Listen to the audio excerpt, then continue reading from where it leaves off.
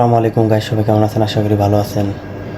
Election শেষ হয়ে গেছে, ভাবছিলাম আর ভিডিও বানাবো না, সবাই মিলেমিশে একসাথে হাতে হাত রেখে কাঁধে কাঁধ রেখে চলবো, দেশটাকে সোনার দেশ হিসাবে গড়ে তুলবো ইনশাআল্লাহ। কিন্তু কিছু মানুষের উস্কানিমূলক কিছু পোস্ট দেখা, খোঁচাখুচি কিছু পোস্ট দেখা ভিডিও নামানো আর পারলাম না। শুধু কি তা বিএনপি খালি চাঁদাবাজ, বিএনপি রাহাজারি পাংচুর করে আর কেউ করে না, বিরোধী দল করে না? তো চলুন আমরা প্রমাণ সহ দেখে আসি ভিডিওটা। এই যে দেখেন রংপুরে বিএনপি নেতার বাসায় জামাতের তাণ্ডব। এই দেখেন ধানের শীষে ভোট দেওয়ায় সাধারণ মানুষের বাড়িঘর তছনছ করে দিয়েছে। এই যে হাতিয়ায় দেখেন বাড়িঘর সব লুটপাট করে কি অবস্থা করেছে, আগুনে জ্বালায় ছারখার করে দিয়েছে। এই যে দেখেন আগুনে জ্বালায় সিএনজি অটোরিকশা পুড়াই দিছে। এই দেখেন কুষ্টিয়া বিএনপি নেতার বাড়িতে আগুনে পুড়াই দিছে।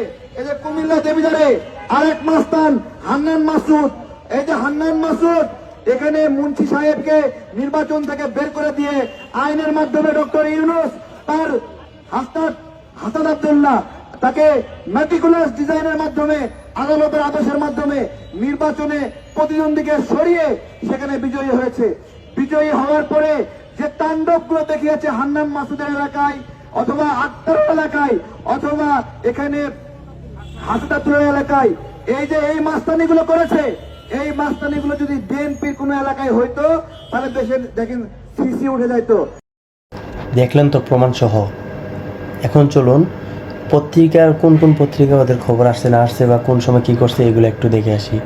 সবগুলো তো দেখাতে পারবো না, অল্প অল্প এটা দেখাতে হবে।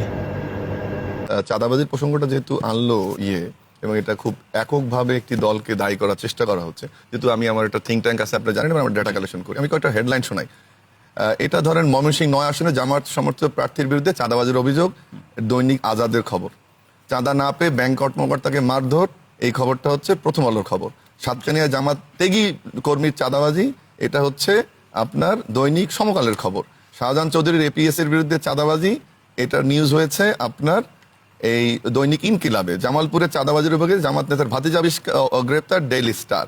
মিঠাপুকুরে জামাত নেতার বিরুদ্ধে চাঁদাবাজির অভিযোগ, অসংখ্য চাঁদাবাজির অভিযোগ এই গত কয়েকদিনে তৈরি হয়েছে। শিবিরকে আমি এই ফাইলটা দিয়ে দিব, যেন সিরিয়াস হতেই পারছি না। একদিকে চাঁদাবাজি করবেন ইসলামের নামে, ইসলাম নামটা কাটতে হবে জামাতের নাম থেকে, এটা আপনারা বুঝতে পারছেন না। প্রচুর চাঁদাবাজি হয়ে গেছে। এরপরে হাদিয়া আছে। এখন আপনি চাঁদাবাজি করবেন টুরবেন, এরপরে আমাকে এসে বলবেন যে আপনি, এরপরে আসি নারীর প্রতি মর্যাদা, একটু না বললে হচ্ছে না। এটা হচ্ছে ধরেন আপনি নারীদের মর্যাদা যদি কনস্টিটিউশনালি সিরিয়াসলি একটা আলোচনা করতে চাই, অথবা এই আলোচনাটা না করলে অন্যায় হয়ে যাবে। বাংলাদেশের কনস্টিটিউশন যদি এই অবস্থায় আপনি মানেন, নারীর অধিকার আপনাকে সমান অধিকার দিতে হবে। এদেশের 52 ঢাকা বিশ্ববিদ্যালয় সহ নারী শিক্ষার্থী যে হারে বৃদ্ধি পাচ্ছে, তাকে নারীকে আপনার এগিয়ে নিতে হবে। এটা পুরোপুরি নারীকে পিছিয়ে নিয়ে যাওয়ার একটা ষড়যন্ত্র।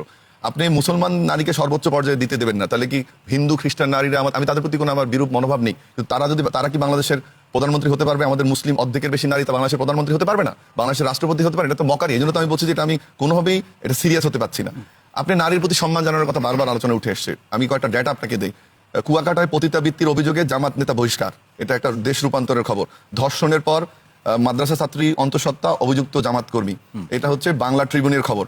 কম্বল দেওয়ার কথা বলে বাড়িতে ডেকে বিধবাকে ধর্ষণ, খবরটা হচ্ছে ঢাকা পোস্টের খবর। ধর্ষণ মামলায় জামাত নেতা গ্রেপ্তার, এটা হচ্ছে দৈনিক ইত্তেফাকের খবর। অসংখ্য ধর্ষণের ঘটনা, জামাত যেহেতু রাডারের বাইরে ছিল আমরা দেখিনি, বাট জামাতের অসংখ্য ধর্ষণের ঘটনা দেখেছি। শিশিরের জন্য আমার খুব সিম্পেথি হচ্ছে, যেহেতু আজকে অন্য মুডে আছে।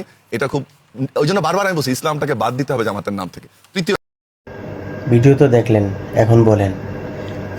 আমি মনে করি প্রত্যেকটা দলের মাঝে ভালো খারাপ আছে, ঠিক আছে? এই জন্য একজন সরকার হওয়ার পরে তার বিরুদ্ধে যা খুশি তাই যে লিখবেন, আর তার পক্ষের লোক যে লিখতে পারে না এমন না, তার পক্ষের লোক সভ্যবিদায় লিখতেছে না। আর যারা লিখতেছেন তারা নতুন রাজনীতিবিদ হয়েছেন, তো নতুন নতুন কথা শিখছেন, নতুন নতুন পোস্ট দেওয়া শিখছেন, এই জন্যই আপনাদের লেখার ধরন এইরকম। যারা একটু উপর লেভেলে আছে, যারা একটু ভালো বুঝদার আছে, ওরা এরকম লেখে না।